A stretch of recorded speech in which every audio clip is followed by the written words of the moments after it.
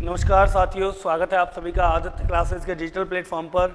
मैं मनीष सोनी फिर से हाजिर हूँ आप लोगों की जीरो टू हीरो वाली क्लास को लेकर के। और आज हम बात करेंगे परसेंटेज के लास्ट पार्ट की, पार्ट 5। और आज परसेंटेज को अपन फिनिश कर लेंगे, ठीक है। 2 पार्ट पहले से पढ़ चुके हैं, पार्ट थर्ड और फोर्थ, 4 पार्ट हमारे हो गए हैं। आज हम बात कर रहे हैं लास्ट पार्ट की, 5वें पार्ट की। क्या नाम है? परसेंटेज के पार्ट 5 की बात कर रहे हैं। तो बिना देर किए चलते हैं, टैप बाय टैप शुरुआत करते हैं।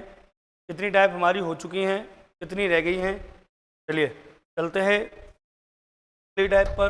कल हमने जहाँ तक पढ़ लिया था, हाँ सभी विद्यार्थी जुड़ जाइए, बिल्कुल सभी विद्यार्थी जुड़ जाइए। सभी को गुड इवनिंग, राम राम, नमस्कार, आप सभी का स्वागत है आदित्य क्लासेस के डिजिटल प्लेटफॉर्म पर। चलते हैं आगे। तो कल हमने पढ़ ली थी 9 टाइप हो गई थी शायद, है ना। आज चलेगी प्रकार 10,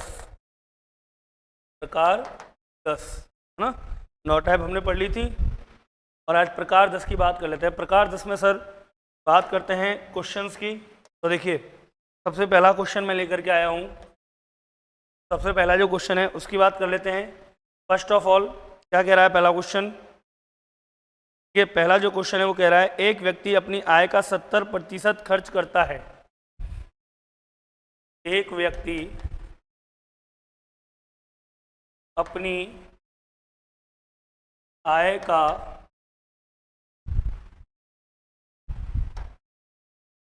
70%, एक व्यक्ति अपनी आय का 70% खर्च करता है। एक व्यक्ति अपनी आय का 70% खर्च करता है। यदि उसकी आय 20% अधिक होती, यदि उसकी आय 20% अधिक होती, यदि उसकी आय 20% अधिक होती तो उसका खर्च भी 30% बढ़ जाता। क्लियर है? यदि एक व्यक्ति अपनी आय का 70% खर्च करता है, यदि उसकी आय 20% अधिक होती तो उसका खर्च भी 30% बढ़ जाता। तो बचत में कमी का प्रतिशत ज्ञात कीजिए। तो बचत में कमी का प्रतिशत ज्ञात करो। बचत में बताना है आपको कि बचत में के जो बचत है उसमें कुल कितनी कमी होगी। दोबारा प्रश्न सुन लीजिए। एक व्यक्ति अपनी आय का 70% खर्च करता है। एक व्यक्ति अपनी आय का 70% खर्च करता है। यदि उसकी आय 20% अधिक होती तो उसका खर्च 30% अधिक होता। बचत में बढ़त का प्रतिशत बताइए। अब देखिए बिल्कुल शॉर्ट एंड स्वीट डायरेक्ट कर रहा हूं मैं इसको। डायरेक्ट अपन एक लाइन में कर लेते हैं।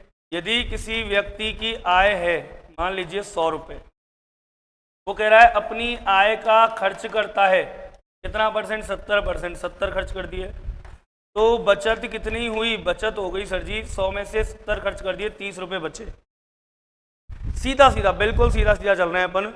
एक व्यक्ति अपनी आय का 70% खर्च करता है। आय होगी 100 रुपये, खर्च कर दिए 70 तो बचे कितने? 30 रुपये बचे। अब वो क्या कह रहा है आगे सुनिए। यदि उसकी आय 20% अधिक होती, यदि आय 20% अधिक होती मतलब कि 100 से 20% अधिक तो कितनी होती? 120। यदि उसकी आय 20% अधिक होती तो 120 होती। फिर कह रहा है तो उसका खर्च भी 30% बढ़ जाता। खर्च 30% बढ़ता। क्लियर? और जब खर्च को मैं 30% बढ़ाऊंगा तो 70 का हो जाएगा 30% कितना? 7 या 21। 21 रुपये वो बढ़े और 70 पहले से।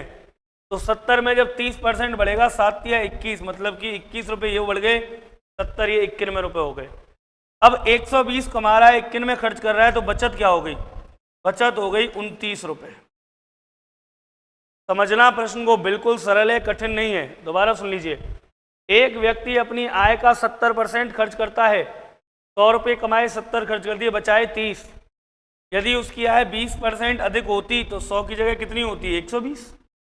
खर्चा 30% अधिक होता, 100 की जगह कितना हो जाता, सॉरी 70 की जगह कितना हो जाता, 91 रुपये। भाई 30% खर्चा अगर बढ़ता, 70 इंटू 30% बढ़ा, 30 का मतलब 3/10, 10 में 3 बढ़ गए तो 13/10 हो गया, 0 0 13 सत्ते 91, 91 रुपये हो गया, नहीं हो गया फिर, तो 91 रुपये हो गया उसका खर्चा।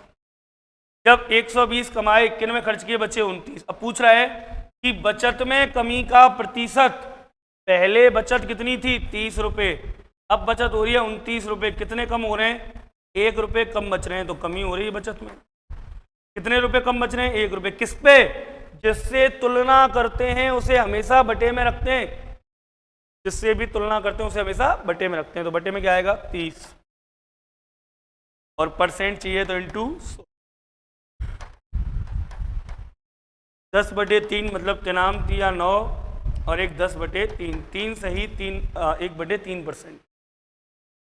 कितनी कमी होगी सर बचत में, 3 सही 1/3% की कमी हो जाएगी। क्लियर है, यहाँ तक कोई डाउट, सबकी समझ में आ गया ना अच्छे से। एक व्यक्ति अपनी आय का 70% खर्च करता है, यदि उसकी आय 30% अधिक होती तो उसका खर्च भी 30% बढ़ जाता, तो बचत में कमी का प्रतिशत बताइए। सर जी बचत में कमी कितनी हुई, बचत में कमी हो गई 3 सही 1/3% की। क्लियर, अगला प्रश्न आप लोग करके बताइए, चलिए लिखिए, अगला प्रश्न आप लोग करके बताइए। एक व्यक्ति अपनी आय का 80% खर्च करता है, सेकंड क्वेश्चन, एक व्यक्ति अपनी आय का 80% खर्च करता है, एक व्यक्ति अपनी आय का 80% खर्च करता है, एक व्यक्ति अपनी आय का 80% खर्च करता है, यदि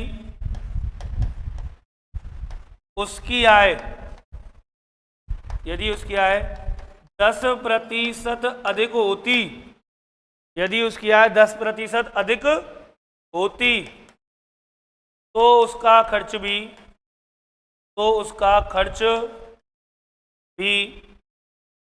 यदि उसकी आय 10% अधिक होती है उसका खर्च भी 20% अधिक होता बचत में। मतलब क्लियर है, एक व्यक्ति अपनी आय का 80% खर्च करता है, यदि उसकी आय 10% अधिक होती तो उसका खर्च भी 20% अधिक होता, तो बचत में कमी का प्रतिशत बताइए। तो अधिक होता तो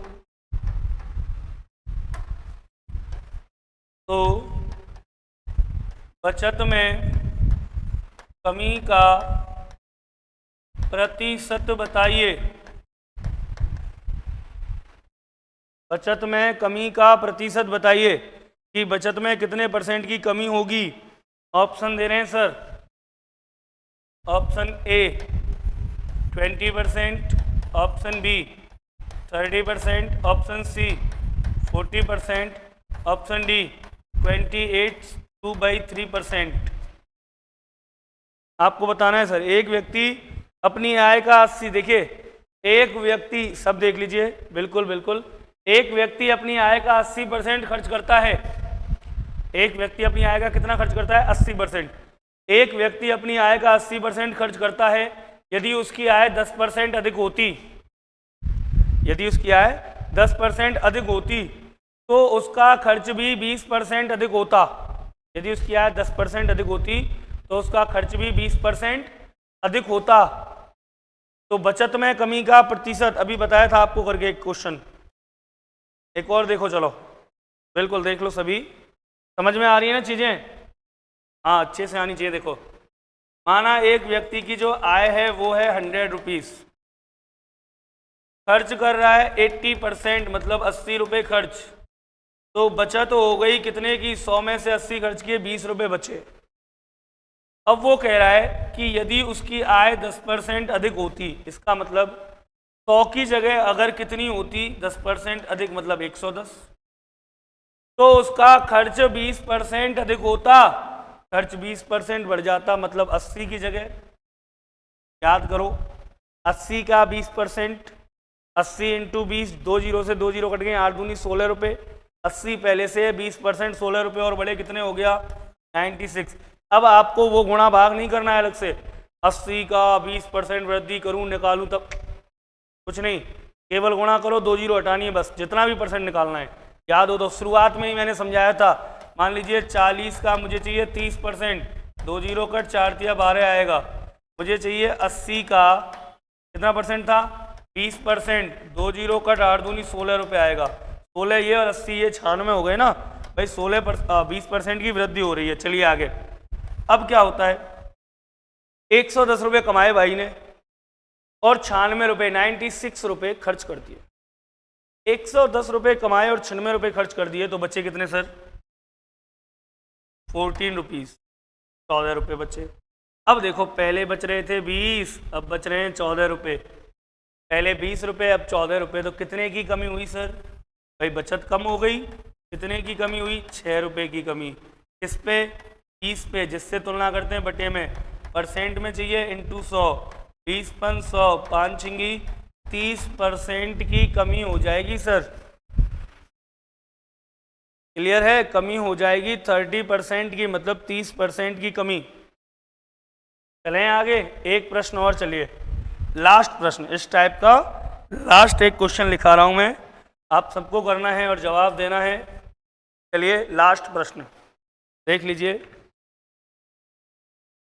एक व्यक्ति अपनी आय का 75% खर्च करता है, यदि उसकी आय 30% अधिक होती, देख लो, एक व्यक्ति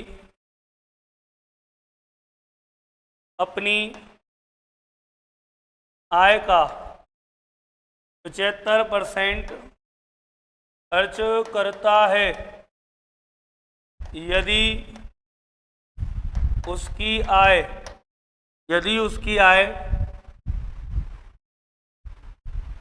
20% अधिक होती। दोबारा सुन लो, एक व्यक्ति अपनी आय का 70% खर्च करता है, 75% खर्च करता है, यदि उसकी आय 30% अधिक होती तो उसका खर्च 20% आय, सॉरी देखो इधर, आय 30% अधिक होती तो उसका खर्च भी 20% अधिक होता।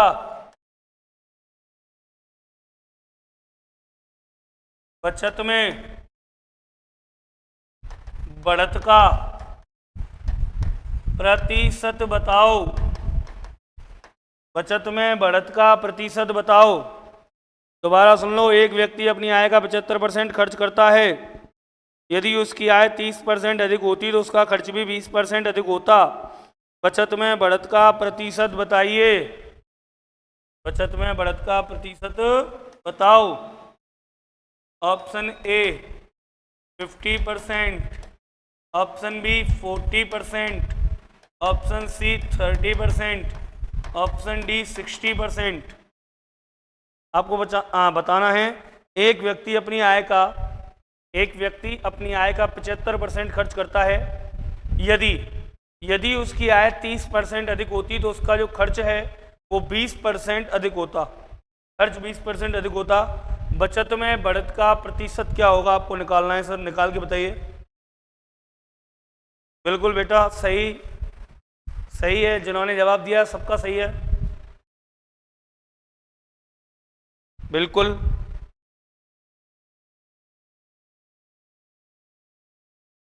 देखिए और देख लीजिए, एक व्यक्ति अपनी आय का 75% खर्च करता है, इट मीन्स व्यक्ति की आय कितनी मानी 100, भैया ने खर्च किए कितने 75, तो जाहिर सी बात है बचत हुई कितने की 25 की।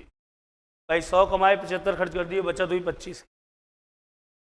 यदि उसकी आय 30% अधिक होती तो आय में 30% इंक्रीज कर दिया, 130 हो गई, तो उसका खर्च 20% बढ़ जाता, 20% बढ़ाया 75 का, 75 का 20%, तो 75 इंटू 20% है बटे में 100, 0 से 0 कट 75 दूनी 150, एक 0 और कट बचा 15 बढ़ गया। अब 15 बढ़ा वो और 75 ये, 75 और 15 90 रुपये, अब बचत क्या हुई देखो, 130 कमा रहा है, 90 खर्च कर रहा है। भाई 75 में 20% बढ़ाया तो क्या हो गया, 20% अलग से निकाल लिया। 75 का कितना होता है 15, 75 का 20% 15 हो गया, और 20% और जोड़ दिया उसमें, तो ये हो गया 90। अब 130 कमा रहा है, 90 रुपये खर्च कर रहा है, तो सर बचत कितनी हुई 40 रुपये, सॉरी 400 नहीं 40 रुपये। पहले बच रहे थे 25, अब बच रहे हैं 40, कितने ज़्यादा बच रहे हैं, इसका मतलब बचत में क्या हुई, बढ़त हुई, अर्थात बचत में हुई वृद्धि। कितने की वृद्धि हुई, 15 रुपये अधिक बच रहे हैं, बटे किस पे 25 पे, इंटू 100, 25 चौक 100, 15 चौक 60 रुपये, सॉरी 60% आंसर आ गया सर। कितने की वृद्धि हुई, 60% की वृद्धि। क्लियर है, कितने की वृद्धि हो रही है, 60%। एक व्यक्ति अपनी आय का 75% खर्च करता है, यदि उसकी आय 30% अधिक होती तो खर्च 20% बढ़ जाता। तो बताइए उसकी आय में सॉरी उसकी बचत में कितनी बढ़त होगी, तो ये निकाल दिया मैंने 60%। चले अगली टाइप पे, चलो अगली टाइप पे चलते हैं। कौन सी टाइप पढ़ी थी हमने अभी, 10 पढ़ी थी प्रकार, है ना, प्रकार 10 पढ़ी थी, प्रकार 11 पे चलते हैं।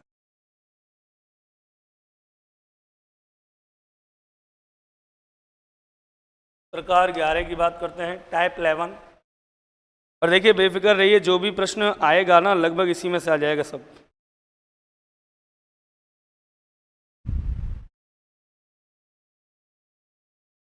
प्रकार 11 की हम बात करते हैं सर। एक प्रश्न में लिख रहा हूँ, फिर समझा रहा हूँ, फिर आगे चलेंगे। जैसे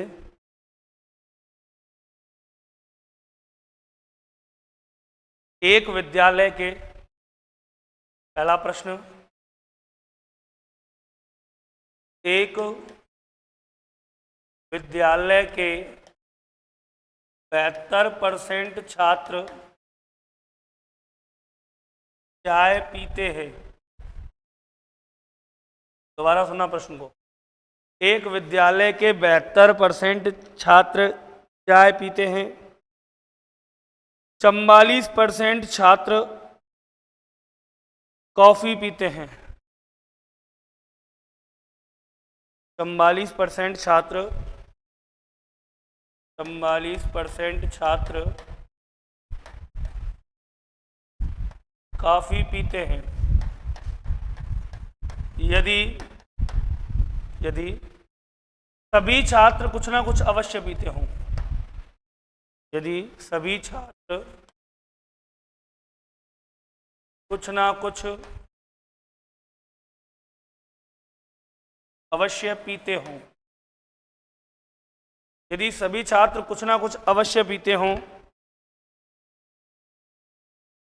तथा 64 छात्र दोनों चीजें पीते हैं,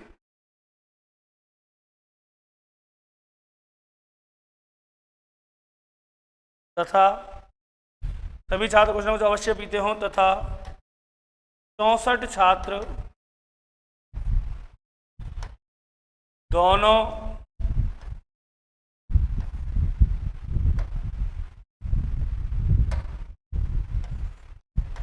चीजें पीते हों,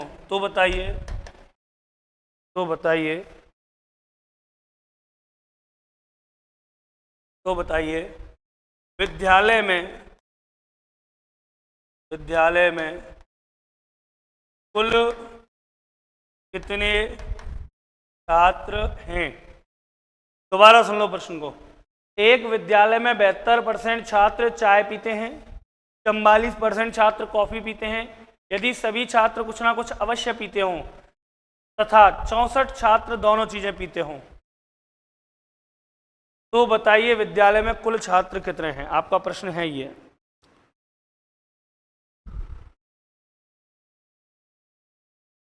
कुल छात्र कितने हैं। अब सुनिए सर, ऑप्शन भी दे रखे हैं। Option A 400, option B 300, option C 4000, option D 3000। ठीक है, प्रश्न सुन लीजिए दोबारा। प्रश्न क्या कह रहा है, प्रश्न कह रहा है एक विद्यालय में 72% कर्मचारी चाय पीते हैं, सॉरी एक विद्यालय में 72% छात्र चाय पीते हैं, 44% छात्र कॉफी पीते हैं, सभी छात्र कुछ ना कुछ अवश्य पीते हैं, यदि 64 छात्र दोनों चीजें पीते हैं तो बताइए विद्यालय में कुल छात्र कितने हैं? सर यहाँ से कई सारे प्रश्न बनते हैं इसी सवाल में से। वो कुल छात्र पूछ सकता है, वो पूछ सकता है बताओ कितने छात्र ओनली चाय पीते हैं, केवल चाय वाले छात्र। वो पूछ सकता है कितने छात्र चाय पीते हैं, कितने छात्र कॉफ़ी पीते हैं, या कितने छात्र केवल कॉफ़ी पीते हैं, कितने छात्र दोनों चीज़ें पीते हैं। तो ऐसे प्रश्न में कई सारे प्रश्न कनेक्ट रहता है। मैं आपको सारे प्रश्न यहाँ करके बता रहा हूँ, एक बार ध्यान से देखिए कौन कौन से बन सकते हैं, कौन कौन से नहीं बन सकते। सबसे पहली बात, इसे सॉल्व करते हैं। देखो टोटल मैं मान रहा हूँ, यहाँ आंसर हल सॉल्यूशन लिख रहा हूँ। टोटल मैंने ले लिए, टोटल जो स्टूडेंट हैं वो माना मैंने 100%। भाई 100% है कुल स्टूडेंट। 100% में से जो चाय वाले हैं वो हैं 72%, और जो कॉफ़ी वाले हैं वो हैं 44%। जोड़ा, भाई चाय पीते हैं 72%, कॉफ़ी पीते हैं 44%, चाय और कॉफ़ी दोनों को जोड़ लिया, जोड़ा 4 और 2 6, 7 और 4 11, 116%। अब आप बताइए सही है कि गलत है? भाई कुल विद्यार्थी हैं 100%, और चाय और कॉफ़ी मिलाकर के जो लोग आए टोटल आए 116%, जिनमें से 72% चाय पी रहे हैं और 44% क्या पी रहे हैं? कॉफ़ी पी रहे हैं, सॉरी, है ना। टोटल स्टूडेंट है 100%, चाय पी रहे हैं 72%, कॉफ़ी पी रहे हैं 44%, इनका टोटल हो गया 116%। इसका मतलब जाहिर सी बात है कि होने चाहिए थे 100%, और 100% की जगह हो गए ये 116%। तो जाहिर सी बात है कि यहाँ पर जो 16% हैं वो 16% वो लोग हैं जो चाय के समय पे चाय पी लेते हैं और कॉफ़ी के समय पे कॉफ़ी पी लेते हैं, अर्थात दोनों पीने वाले, दोनों चीज़ें पीने वाले कितने हो गए? 16%। कैसे निकाला? कुल होने चाहिए थे 100, चाय वाले लिए 72, कॉफ़ी वाले लिए 44, दोनों का टोटल क्या आया? 116। होने चाहिए थे 100, हो गए 116। कितने ज़्यादा हैं? 16 ज़्यादा हैं। तो 16 वो है जो दोनों चीज़ें पीते हैं, अर्थात 16 बराबर किसके हो गया? 13। 64 छात्र दोनों चीज़ें पीते, 16% बराबर 64। यहाँ से आप निकाल लीजिए 1% की वैल्यू, तो 1% बराबर 64/16, 16 चौक 64, 4। इट मीन्स 1% बराबर हो गया 4 के। 1% किसके बराबर आ गया? 4 के। अब सुनो, सुनते जाओ। हालांकि इसमें पूछा है जो प्रश्न, वो प्रश्न पूछा है कि कुल छात्र, तो देखो कुल छात्र कितने हो जाएंगे? 100%, 100% है कुल छात्र। 1% का मतलब 4 है, तो 100% का मतलब 100 × 4, कुल छात्र आ गए 400। दूसरा प्रश्न इसमें यह बनता है कि बताओ कितने छात्र हैं जो चाय पीते हैं? चाय वाले, ऐसे लिख देता हूं मैं, चाय वाले छात्र। चाय पीने वाले छात्र हैं 72%, तो 72 × 1% का मतलब 4, तो 72 × 4, 4 दूनी 8 और 7 चौका 28, 288 चाय पीते। अगला प्रश्न इसी में बन सकता है कि कॉफ़ी पीने वाले कितने हैं? कॉफ़ी वाले 44%। 1% का मतलब कितना होता है सर? 4, तो 44% का मतलब कितना हो गया? 4 चौका 16 की 6 हासिल 1, 4 चौका 16 और 1 17, 176। ये हो गए कुल छात्र, चाय वाले छात्र और कॉफ़ी वाले छात्र। क्लियर है यहाँ तक? आगे चलते हैं। अब इसमें से 2 प्रश्न विशेष बन सकते हैं। कैसे? सुनना ध्यान से। एक तो है चाय वाले, एक यदि आ जाए केवल चाय वाले, तो एक तो चाय पीने वाले हो गए अपने पास 72%, एक आ जाए मान लीजिए केवल और केवल चाय पीने वाले। बात को समझना, केवल और केवल चाय पीने वाले। तो जो केवल चाय पीने वाले होंगे ना बेटा, वो याद रखना कि जो केवल चाय पीने वाले जो निकलेंगे वो देखो इनमें और इनमें दोनों मिला के 116 आया, तो 16% ये हैं जो चाय भी पीते हैं और चाय के साथ साथ क्या पीते हैं? कॉफ़ी भी पीते हैं, जो दोनों चीज़ें पीते हैं। चाय के टाइम पे चाय पी ली, कॉफ़ी के टाइम पे कॉफ़ी पी ली, ऐसे कितने? 16%। यदि हमें केवल चाय वाले चाहिए तो इस 72 में से हमें ये 16% माइनस करना पड़ेगा। 72 में से 16% माइनस करना ही पड़ेगा जब आएंगे केवल चाय वाले। ठीक है, तो ये मैं आपको यहाँ फेयर में करा देता हूँ। देखो, अगर प्रश्न बना कि केवल चाय पीने वाले कितने हैं, तो चाय पीने वाले थे 72%, इनमें से सबसे पहले घटाने पड़ेंगे 16% जो दोनों हैं। ठीक है, 72 में से 10 गए 62 और 6 गए तो 56%। अब एक का मतलब 4 था तो 56 का मतलब देखो 6 चौक 24 की 4 हासिल 2, 5 चौका 20 और 2 22। केवल और केवल क्या पीने वाले, चाय पीने वाले आ गए 224। एक लास्ट प्रश्न इसमें और बन सकता है कि केवल कॉफी पीने वाले, केवल कॉफी वाले टोटल कितने हैं, 44%।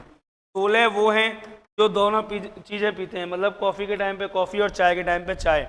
16% ये माइनस किया। ठीक है साहब, 4 ये गया 40 में से, 2 गया 38, 10 गया 28, तो 28 ये बचा। ठीक, 28 इंटू 4 कर दिया, 8 चौका 32 की 2 हासिल 3, 4 दूनी 8 और 3 111। अब सुनिए, हर एक प्रश्न का उत्तर आपके पास है। इससे रिलेटेड जितने प्रश्न बन सकते हैं उन सब का उत्तर है।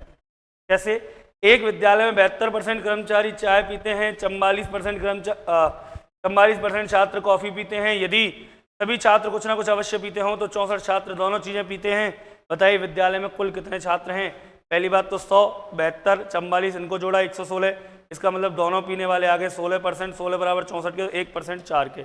कुल पूछे कुल कितने हैं 400, 100% का गुणा कर दिया 4 से। आपसे पूछे चाय पीने वाले कितने हैं, 288 हैं। आपसे पूछे कॉफ़ी वाले कितने हैं, 176 हैं। केवल कॉफ़ी या केवल चाय, तो दोनों में से 16% घटाना है और फिर गुणा करना है। क्लियर। ये सारे प्रश्न मैंने आपको एक ही सवाल में करके बता दिए कि ये बन सकते। आपसे कोई एक पूछे, जैसे यहाँ पूछा था कुल छात्र कितने हैं, ऐसे आपसे कोई एक पूछेगा बताइए केवल कॉफ़ी पीने वाले छात्र कितने हैं, है ना, या केवल चाय पीने वाले, या चाय पीने वाले, या कुल छात्र, या कुछ भी पूछ ले। चलो एक प्रश्न करके बताओ अगर समझ में आया हो तो, है ना। एक प्रश्न मैं और लिख दे रहा हूँ, सेकेंड क्वेश्चन इसी पे आधारित वो होते हैं फेल पास वाले। चलो वैसे ही करा देता हूँ एक। देखो, एक कक्षा के 80% विद्यार्थी पास हुए, एक कक्षा के 80% विद्यार्थी पास हुए, एक कक्षा के 80% छात्र पास हुए। ठीक है सब। अब बात कर रहे हैं आगे, तो क्या कह रहा है आगे, गणित में 70% विद्यार्थी पास हुए, गणित में 70% छात्र पास हुए तथा अंग्रेजी में 60% छात्र पास हुए। दोबारा सुन लो, एक कक्षा के 80% छात्र पास हुए, है ना, गणित में 70% छात्र पास हुए, अंग्रेजी में 60% छात्र पास हुए। यदि 2500 छात्र दोनों विषयों में पास हुए हों, यदि 2500 छात्र दोनों विषयों में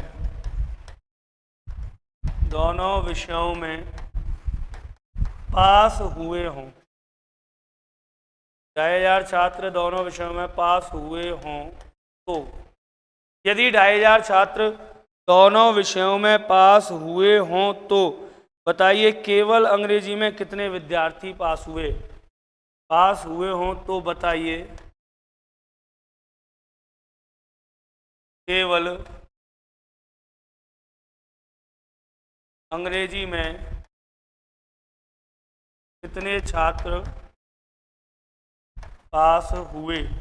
तो बताइए केवल अंग्रेजी में कितने छात्र पास हुए। Option A 250, option B 500, option C 1250, option D none of this, इनमें से कोई नहीं, नन ऑफ दिस, इनमें से कोई नहीं। क्या आंसर आएगा सर, आपको बताना है, एक बार करके देख लीजिए, एक बार कोशिश करके देख लीजिए क्या आंसर आएगा।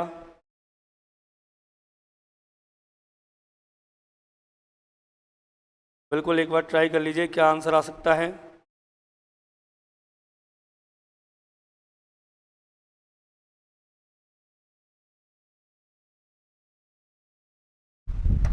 बताइए क्या आएगा।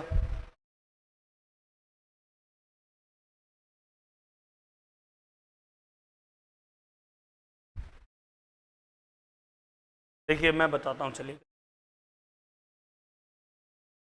टोटल स्टूडेंट, टोटल माने मैंने 100%, इनमें से पास जो हुए हैं ना, पास हुए हैं 80%, 80% पास। बात करें मैथ की, मैथ में 70% पास, इंग्लिश में 50% पास। तो इंग्लिश और मैथ दोनों में मिलाकर के हुए 130% पास।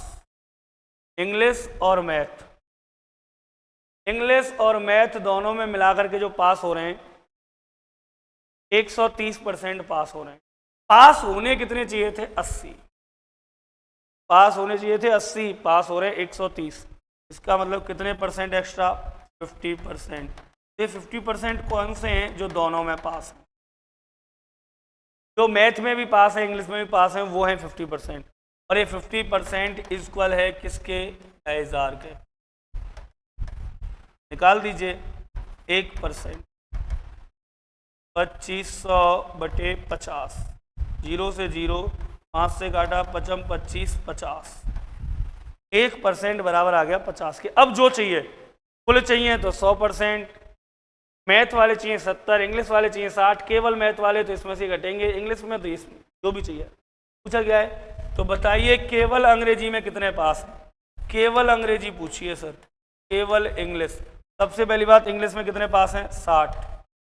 उनमें से टोटल वाले गए जो दोनों में पास हैं 50, तो बचा कितना? 10%।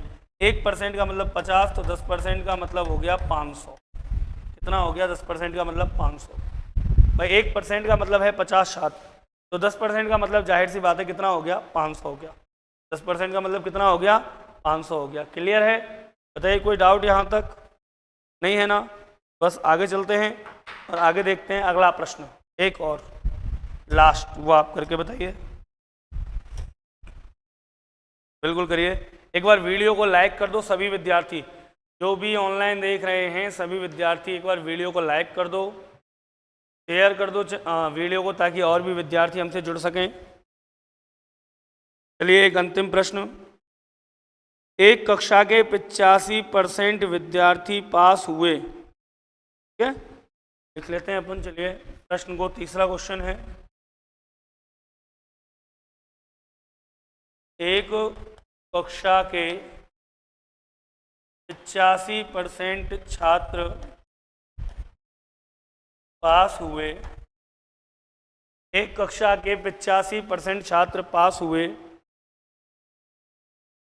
रीजनिंग में 65% विद्यार्थी पास हुए, रीजनिंग में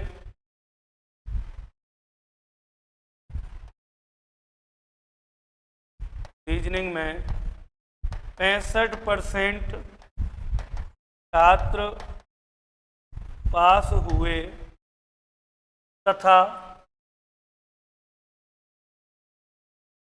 जीके में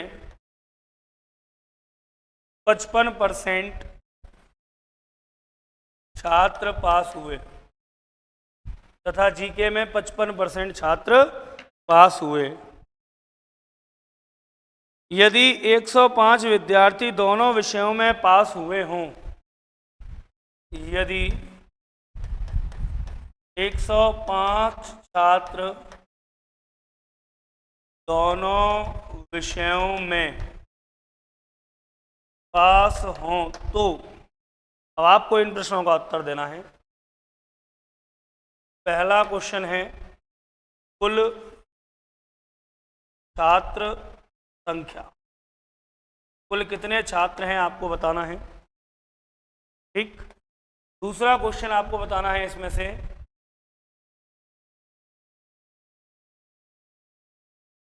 रीजनिंग में पास छात्रों की संख्या कितनी है। तीसरा प्रश्न आपको बताना है जीके में पास छात्रों की संख्या कितनी है। चौथा प्रश्न आपको बताना है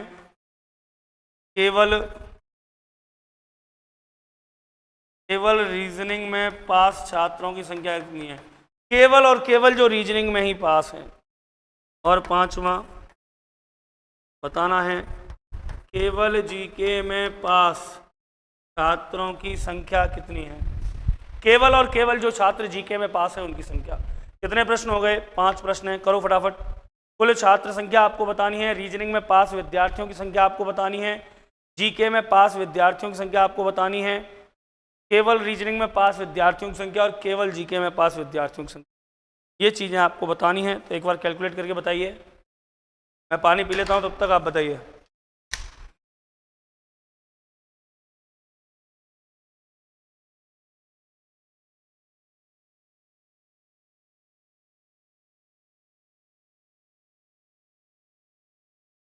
बिल्कुल बिल्कुल।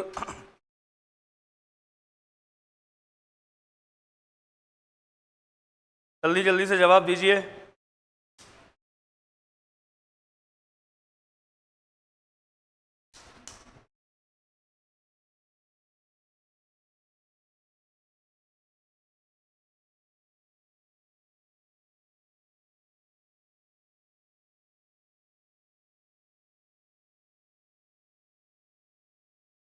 बिल्कुल सही आ रहा है।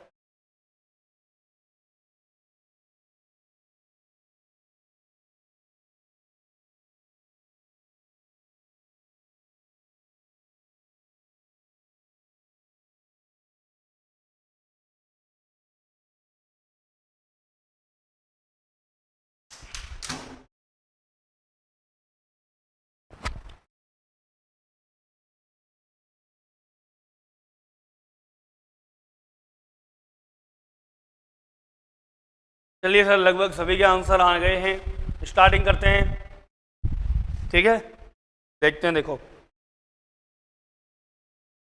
यहाँ बात हो रही थी कि एक कक्षा के 85% छात्र पास हुए। देखिए पास कितने हुए? 85%। रीजनिंग में पास हैं 65%, जीके में पास हैं 55%, और जो दोनों में पास हैं वो हैं 105। ये 4 चीज़ें हमें दे रखी हैं। सवाल शुरू करता हूँ बिल्कुल इधर इस कॉर्नर पे। सर टोटल मैंने ले लिया 100%, जिनमें से पास हुए कितने? 85%। 100% कुल छात्र हो गए, पास कितने हुए? 85। रीजनिंग में कितने हैं सर? REAS, इतना ही करके छोड़ रहा हूँ, बस समझ लेना। रीजनिंग में हुए पास 65%। बात करें जीके की, जनरल नॉलेज, पास हुए 55%। सर जीके और रीजनिंग हमने जोड़ लिया, टोटल इनका जनरल नॉलेज का और इसका 5 और 5 10 की 0 हासिल 1, 5 और 5 10 और 1 11 और 1 12, 120%। अब देखना बात को, 100% कुल थे, पास होने कितने चाहिए थे? पास होने चाहिए थे 85%। पास होने चाहिए थे 85%। कितने पास होने चाहिए थे? 85%। और पास हुए कितने सर? 120। पास होने चाहिए थे 85% और पास हुए 120%। क्लियर है? तो कितने एक्स्ट्रा हो रहे हैं आप ये देखो, 35% एक्स्ट्रा। तो ये हो गए दोनों, जो दोनों में पास हैं 35 बराबर किसके है? 105 के। तो देखिए यहाँ 35% जो है, चलिए यहाँ ना लिख करके मैं इधर ले आता हूँ नीचे। यहाँ पे जो 35% है बराबर हो गया 105 के। आप निकाल लो 1% बराबर 105/35 कितना आया? 3। 1 मिनट, 3 आया शायद। 1% बराबर कितना हो गया? 3। अब जब 1% की वैल्यू हमारे पास आ गई कितनी? 3। 1% की वैल्यू 3 आ रही है, तो देखो कुल छात्र कुल कितने हैं? 100%, तो 100 × 3। कुल छात्रों की संख्या बोलो 300। ठीक है, एक एक प्रश्न का जवाब लेके चल रहे हैं अपन। कुल छात्रों की संख्या कितनी आ गई सर? 300। बात करें रीजनिंग में पास, रीजनिंग में पास तो डायरेक्ट रीजनिंग है, चलो रीजनिंग में पास हैं 65%। तो 1% का मतलब 3, तो 65% का मतलब 5 15, 5 हासिल 1, 6 18, 1 19, 195 छात्र रीजनिंग में पास हैं। बात करें जीके में पास, तो जीके में पास कितने हैं सर? जीके में पास हैं 55%। 55 तिया 5 15, 5 15, 165 छात्र। अगला क्वेश्चन है केवल और केवल रीजनिंग में पास, ओनली ऑन रीजनिंग में, जो रीजनिंग है उस रीजनिंग में कितने पास हैं? तो देखिए केवल रीजनिंग में पास हैं, केवल रीजनिंग में पूछा है तो रीजनिंग में है 65%, ये रहे। और इनमें से जो दोनों में है, दोनों में कितने हैं? 35%। ये हमें माइनस करने पड़ेंगे सर। माइनस किया कितना बचा? 30। 1 का मतलब 3, तो 30 का मतलब 90। केवल रीजनिंग में पास हुए हैं 90 छात्र। केवल रीजनिंग में कितने पास हुए हैं? 90 छात्र केवल रीजनिंग में पास हुए हैं। बात करते हैं केवल और केवल जीके की। जीके के हुए 55% पास, इनमें से 35% दोनों में पास हैं। तो जीके में कितने बचे? 20%। 1 का मतलब 3, तो 20 तिया 60। क्लियर? एक यहाँ ये और बन सकता था कि कुल पास छात्र कितने हैं? पास कुल छात्र, तो पास हुए कुल छात्र है 85%। 1 का मतलब 3, तो 3 का मतलब 8 तिया 24, 5 तिया 15, 255। ये आपका सर यहाँ पर आकर के ये टाइप भी समाप्त हुआ। ठीक है, यहाँ पर आकर के हमारा ये टाइप भी समाप्त होता है। तो आज हमने 2 टाइप पढ़े हैं, 10वां और 11वां। देखिए, एक 10वां टाइप पढ़ा हमने आय वाला, और एक 11वां टाइप आज हमने पढ़ा ये वाला। चलिए अब बात करते हैं 12वें टाइप की। क्या कहता है 12वां टाइप? और इन टाइपों को ढंग से पढ़ना भैया, इनको याद भी रखना, इनमें से ज़्यादातर प्रश्न आपके आ जाएंगे। ठीक है, 12वां टाइप, प्रकार 12, question number 1। Direct question number 1 ले रहा हूं मैं। जैसे यदि a प्लस बी का, यदि a प्लस बी का 15% बराबर है, यदि a प्लस बी का 15% बराबर है, a माइनस बी का 25% हो, तो B square plus 2b upon a का मान होगा, B square plus 2b upon a का मान क्या होगा? दोबारा देख लीजिए, यदि a प्लस बी का मान है 15%, a माइनस बी का मान है 25%, बराबर हैं आपस में, तो B square plus 2b upon a बराबर क्या होगा? बताइए, बताइए सर, कर लिया होगा आपने। देखिए प्रश्न क्या है, प्रश्न सुन लीजिए। 12वीं टाइप का पहला क्वेश्चन, यदि a प्लस बी का 15% बराबर है a माइनस बी का 25% हो, तो B square plus 2b upon a का मान क्या होगा? तो देखिए शॉर्ट ट्रिक मैं आपको बता रहा हूँ एकदम, या तो आप इसे पूरा बेसिक से कीजिए। बेसिक मेथड क्या है? बेसिक मेथड ये है कि भाई a प्लस बी का मतलब गुणा, कितना? 15% हटाया बटे में 100 बराबर a माइनस बी का 25% हटाई बटे में 100। आगे सॉल्व किया, 15 का गुणा हो गया, तो 15a प्लस 15b बटे 100 बराबर 25a माइनस 25b बटे में 100।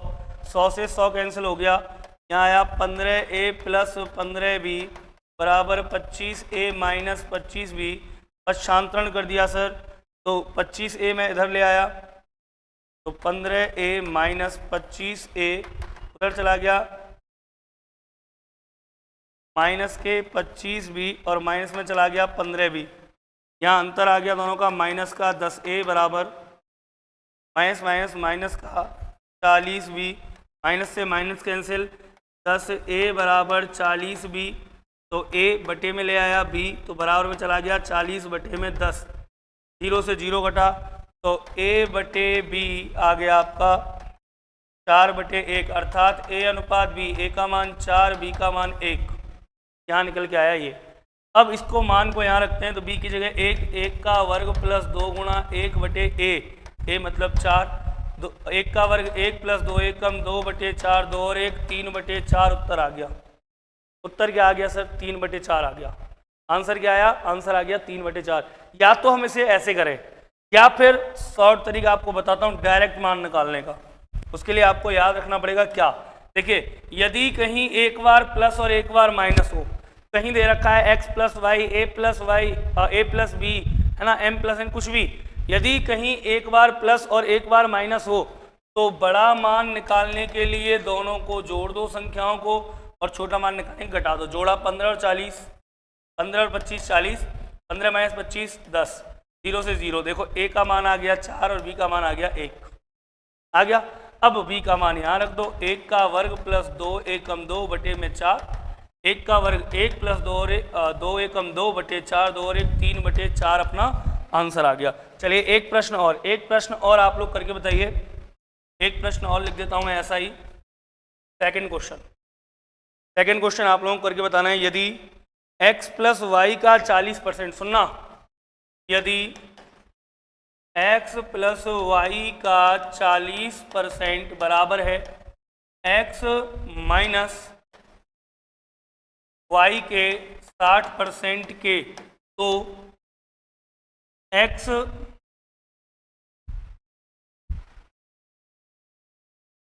Square comma Y square into 5 का कितना परसेंट होगा, कितना प्रतिशत होगा, ये आपको निकालना है। निकालो, क्या है प्रश्न सुन लीजिए। यदि x प्लस वाई का 40% बराबर x माइनस वाई के 60% के हो, तो x square comma Y square गुना 5 का कितना परसेंट होगा।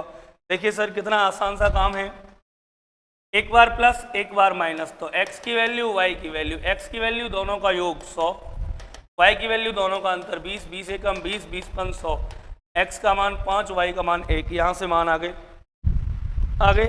इन मान को उठा के यहाँ रख दो। x स्क्वायर, x मतलब 5 का स्क्वायर कॉमा y स्क्वायर मतलब 1 का स्क्वायर गुना 5 का कितना परसेंट है, मतलब 25 जो है वो 1 का स्क्वायर 1 गुना 5 5, 25 जो है वो 5 का कितना परसेंट है, तो क्या 25 किसका, 5 का कितना परसेंट है, गुणा में 100, 25 5 गुना 100, आंसर आएगा सर जी 500%। कितना परसेंट है, 500% है। आई थिंक आप लोग कर लोगे, है ना, मेरे हिसाब से आप लोग कर लोगे इन सवालों को, बिल्कुल आराम से कर लोगे, कोई दिक्कत नहीं आएगी। चलिए एक प्रश्न और मैं आपको करा देता हूं, देखो क्या है प्रश्न।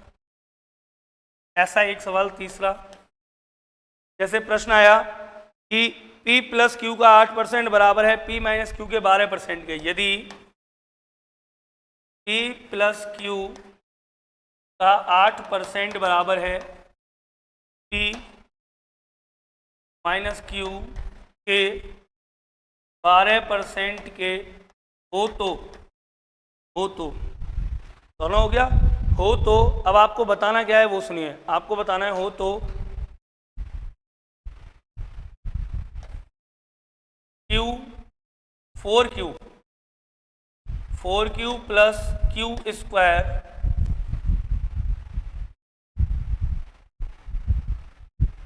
प्लस 3 कॉमा P स्क्वायर से कितने प्रतिशत अधिक है, आपको ये बताना है कितने प्रतिशत अधिक है। दोबारा सुन लीजिए, यदि P प्लस क्यू का 8% P माइनस क्यू के 12% के बराबर है, तो बताइए 4Q plus Q square plus 3 comma P square से कितने प्रतिशत अधिक है। देखते हैं, देखना, एक बार प्लस एक बार माइनस, दोनों को जोड़ो दोनों को घटाओ, P अनुपात Q, P का मान दोनों को जोड़ा 12 और 8 20, अंतर 4 का, 4 एकम 4, 4 पंजे 20, P का मान हो गया 5 और Q का मान हो गया 1। रखते हैं सवाल में, Q का मान है 1, तो 4 गुना 1 प्लस 1 का स्क्वायर प्लस 3 किसका, क्यू पी स्क्वायर का, पी मतलब 5 के स्क्वायर का, 4 एकम 4 प्लस 1 का वर्ग 1 प्लस 3, 4 और 1 5 और 3 8, सॉरी ये पी स्क्वायर नहीं है लाला, यहाँ खाली पी है, ओनली क्या है पी। पी से कितना परसेंट अधिक है तो देखते हैं, 4 एकम 4 प्लस 1 का स्क्वायर 1 प्लस 3 किससे, 5 से कितना अधिक है, कितना परसेंट अधिक है, 4 और 1 5 और 3 8, 5 से कितने परसेंट अधिक है, तो कितना अधिक है, देखो 3 अधिक है, किससे 3 अधिक है, 5 से, गुणा में 100, 5 से काटा 20, 20 दिया 60% अधिक है। क्या आ जाएगा उत्तर मित्रों, 60% आंसर आ जाएगा। कितना आ जाएगा आंसर, 60% आ जाएगा। क्लियर है। चलिए एक लास्ट टाइप करा देता हूँ आपको 13वीं और फिर इस टॉपिक को समाप्त करते हैं, है ना। बहुत अच्छा रहा अब तक का ये पूरा टॉपिक, बहुत ही शानदार रहा। चलिए शुरुआत करते हैं। देखिए प्रकार 13 लास्ट एंड फाइनल टाइप, ठीक है। इसमें मैं कुछ प्रश्न आपको ले लेता हूँ जो बहुत ज़्यादा पूछे जाते हैं कई बार। क्या है प्रश्न वो सुन लीजिए। जैसे पहला प्रश्न है, किसी संख्या में पहले 40% की वृद्धि की गई फिर 10% की कमी की गई। सुनिए पहला प्रश्न, किसी संख्या में पहले 40% वृद्धि की गई तथा उसके बाद 10% कमी की गई। किसी संख्या में पहले 40% वृद्धि की गई, उसके बाद 10% कमी की गई, तो संख्या में कितना प्रतिशत परिवर्तन हुआ, संख्या में कितने प्रतिशत परिवर्तन हुआ, ऐसा कोई प्रश्न आ जाए तो देखिए कैसे करेंगे। बेसिक तो माना x 40% बढ़ाया 10% पता नहीं क्या है, डायरेक्ट मैं आपको शॉर्ट एंड स्वीट बताता हूँ। देखिए कोई संख्या थी, मान लीजिए कुछ भी, उसमें पहले 40% की वृद्धि हुई प्लस 40 हुआ, फिर 10% की कमी हो गई और पूछ रहा है लास्ट में कितना परिवर्तन हुआ। मान ली मैंने संख्या है 100, मान लीजिए संख्या है 100। 40% का मतलब क्या होता है, 40/100, 0 से 0, 2 से काटा 2 बार, 2 से काटा 5, मतलब 2/5 की वृद्धि, अर्थात 5 पर किसकी वृद्धि, 2 की वृद्धि, ठीक है। तो 5 पर जब 2 की वृद्धि हुई तो 5 और 2 7/5, भाई 5 पे 2 बढ़े तो कितने हो गए, 7 हो गए, 7/5 गुना। आगे देखो 10% की कमी, 10 का मतलब होता है 1/10, 10 पे 1 की कमी, 10% की कमी मतलब 10 पे 1 की कमी, तो क्या हो गया 9/10। सर 10 से 0 कैंसिल, 5 दूनी 10, 9 7 63, है ना। देखो 9 7 63 और 63 दूनी 126, ठीक। अब देखो पहले संख्या क्या मानी थी मैंने, मानी थी संख्या 100 पे तो किया है कमी वृद्धि, पहले 100 थी अब हो गई 126, तो कितने परसेंट की वृद्धि हो गई, 26% की वृद्धि हो गई सर संख्या में। कितने परसेंट की वृद्धि हो गई, 26% की वृद्धि हो गई। क्लियर है, कोई डाउट। आप चाहें तो इसे ऐसे भी कर सकते हैं, माना संख्या 100 गुना 40% की वृद्धि 100 में जुड़ती है 100 में घटती है, 40% की वृद्धि हुई, कितना हुआ 140/100 गुणा 10% की कमी, तो 100 में से 10 गए, 90/100 पर 100, 2 0 से 2 0 0 0 0 0, 14 नम्मा 126, पहले 100 था 126 हो गया, कितने परसेंट का परिवर्तन हुआ, 26% की हो गई है वृद्धि, 26% की हो गई है वृद्धि। क्लियर है। तो ऐसे प्रश्न बनेंगे अगली टाइप में, प्रकार 13 में। एक प्रश्न और देख लीजिए फिर मैं विदा लेता हूं आपसे। चलिए देखिए एक प्रश्न की और बात कर लेते हैं। मान लीजिए एक आयत की लंबाई में 25% की वृद्धि की गई तथा चौड़ाई 20% घटा दी गई। सुनिए दूसरा प्रश्न, एक आयत की लंबाई में 25% की वृद्धि की गई तथा इसकी चौड़ाई 20% घटा दी गई तथा इसकी चौड़ाई 20% घटा दी गई, तो आयत के क्षेत्रफल में होने वाला परिवर्तन होगा। तो आयत के क्षेत्रफल में होने वाला परिवर्तन होगा, देखिए क्या होगा सर, सुन लीजिए क्या होगा क्या नहीं होगा। एक आयत की लंबाई 25%, आज टाइम बहुत ज़्यादा हो गया है, थोड़ा ओवर, क्योंकि अब देखिए एक दो टाइप के लिए क्या अगला पार्ट बनाता है, इसी पार्ट में अपन समापन कर लेंगे।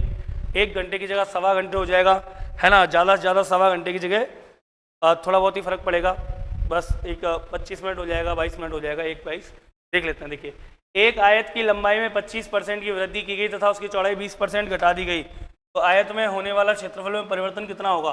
माना आयत का क्षेत्रफल है 100, सर जी 25% की वृद्धि हुई लंबाई में, तो 125/100।